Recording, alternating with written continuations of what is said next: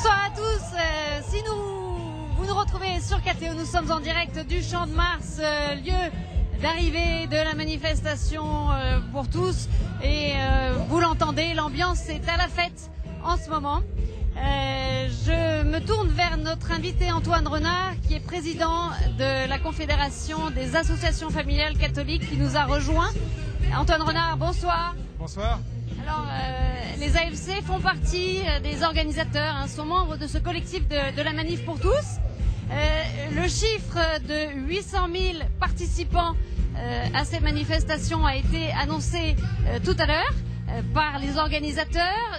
De son côté, la préfecture de police parle de 340 000 manifestants. Il y a une guerre des chiffres. Oui, forcément, d'ailleurs, c'est habituel, il y en a toujours, mais je dois dire que dans ces proportions-là, c'est quand même ahurissant. Il faut croire qu'on n'a pas vu les mêmes choses, parce que je vous assure que vu du podium, le Champ de Mars rempli, on a du mal à croire que ça fait peu. Est-ce que vous avez le sentiment qu'il y a des difficultés de traitement de l'information concernant les opposants au projet de mariage, projet de loi sur le mariage homosexuel? Oui, bien sûr, parce que je peux vous dire, j'entendais tout à l'heure que sur une autre télévision, bien sûr, on disait que les organisateurs étaient déçus. Il faut vraiment pas être venu pour dire des choses pareilles. Comment serait-on déçu par une foule aussi nombreuse, aussi joyeuse, aussi sereine, aussi unie, malgré une considérable diversité? Non, c'est un succès réellement considérable qui devra bien être pris en compte. Alors vous êtes venu à quel titre aujourd'hui manifester? Vous êtes venu en tant que catholique, en tant que citoyen? Moi, je n'ai pas l'habitude de me découper en rondelles, donc je suis un tout. Je suis un citoyen, je suis catholique, oui, en effet. Je crois d'ailleurs que c'est pas tout à fait par hasard si les chrétiens se sont mobilisés très tôt sur ce projet, parce que les religions chrétiennes sont les religions de l'incarnation. Et ce projet de loi qui vise à faire de la réalité biologique et du corps quelque chose de secondaire dans notre personnalité a forcément choqué d'abord les chrétiens. Mais ensuite, évidemment, je suis là comme citoyen parce que c'est une institution de la République qui est menacée. Et elle est menacée de façon curieuse, d'abord par la démocratie, c'est pas son devoir, mais même par le déni de démocratie. Et donc les citoyens, tous les citoyens, sont venus ici aujourd'hui pour donner un message clair, qu'ils sont attachés à leur République.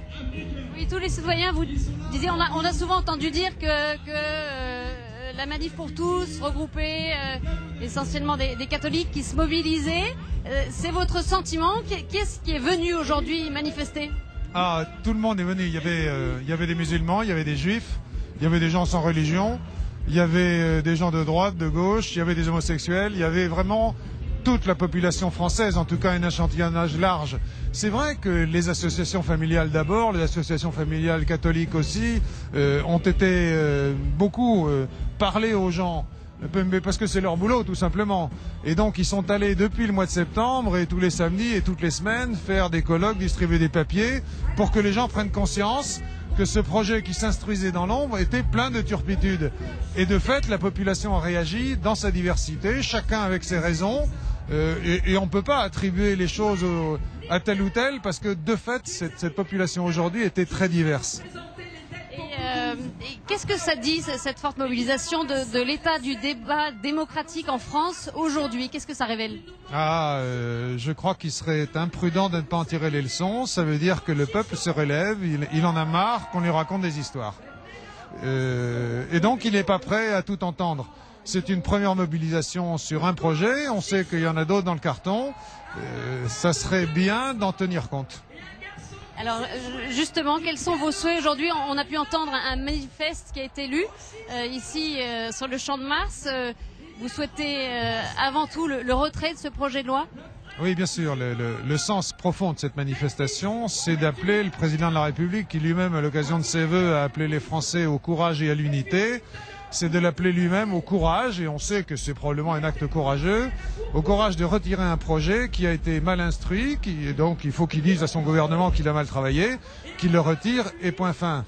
Et parce que sinon, si on laisse continuer cette aventure, alors on poursuivra la division du peuple français à un moment où il en a le moins besoin.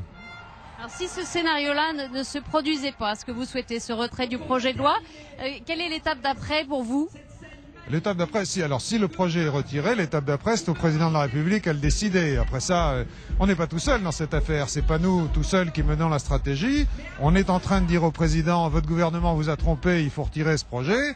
À lui de dire comment il entend éventuellement rebâtir une nouvelle proposition suite à la revendication des personnes homosexuelles, ou si tout simplement on n'en parle plus. Mais de toute façon, il faudra bien qu'on continue à parler de la famille, des difficultés des familles, et le succès de cette manifestation aujourd'hui montre qu'il y a besoin de parler de la famille et du mariage.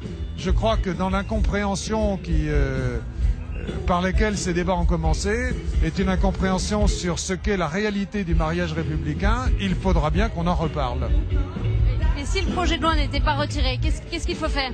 Alors si le projet de loi n'est pas retiré, ça veut dire qu'il passe très rapidement au Parlement. Et bien ce qu'il faut faire, c'est de nouveau aller rencontrer les parlementaires, un par un, leur faire état de cette manifestation et de l'état de la population, et puis probablement aussi organiser quelques chahuts à l'occasion de ces débats parlementaires pour enfin se faire entendre. Merci beaucoup Antoine Renard de nous avoir rejoints. Merci. Merci à vous. Et puis, eh bien, restez avec nous ce soir sur KTO. Vous pourrez revivre ces moments de cette journée à travers des reportages sur une édition spéciale qui sera tout à l'heure en direct à 20h40. Édition présentée par Philippine de Saint-Pierre puis Étienne Lauraillère, en présence notamment de Jean-Louis Schlegel et Rémi Braque. Très bonne soirée sur KTO. Au revoir.